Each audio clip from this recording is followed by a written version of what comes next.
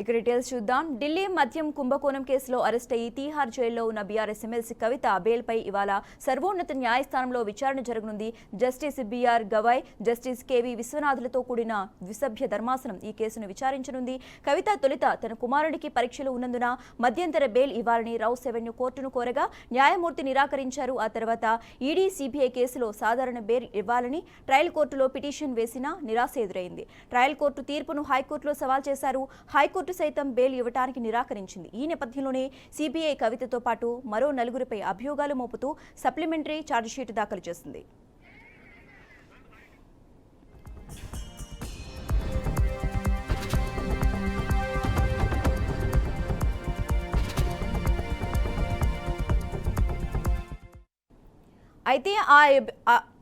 అయితే ఆ అభియోగాల్లో తప్పులున్నాయని, తనకు మద్యం పాలసీతో సంబంధం లేదని, తనను కేసులో ఇరికించారని ఆరోపిస్తూ కవిత మరోసారి ట్రయల్ కోర్టులో బెయిల్ పిటిషన్ దాఖలు చేశారు. ఆ తర్వాత ఉపసంహరించుకున్నారు. హైకోర్టు తీర్పును సవాల్ చేస్తూ ఈ నెల 7న సుప్రీంకోర్టును ఆశ్రయించారు. కవిత తరపున సీనియర్ న్యాయవాది ముకుల్ వాదనలు వినిపిస్తూ కవితకు మధ్యంతర బెయిల్ ఇవ్వాలని కోరగా ధర్మాసనం తిరస్కరించింది. ఇరుపక్షాల వాదనలు విన్న తర్వాతే బెయిల్ ఇస్తామని చెప్పింది. ఈ నెల 20న మరోసారి వాదనలు జరిగాయి.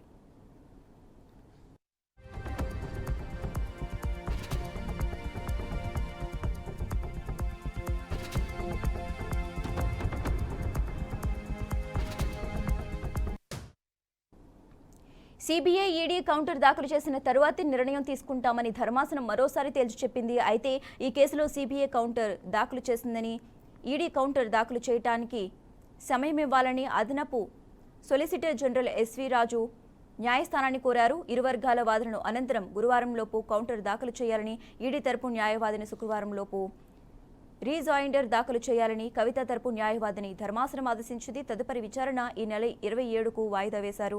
అయితే ఈడీ గురువారమే 150 పేజీలతో కౌంటర్ దాఖలు చేసినట్లు తెలుస్తోంది.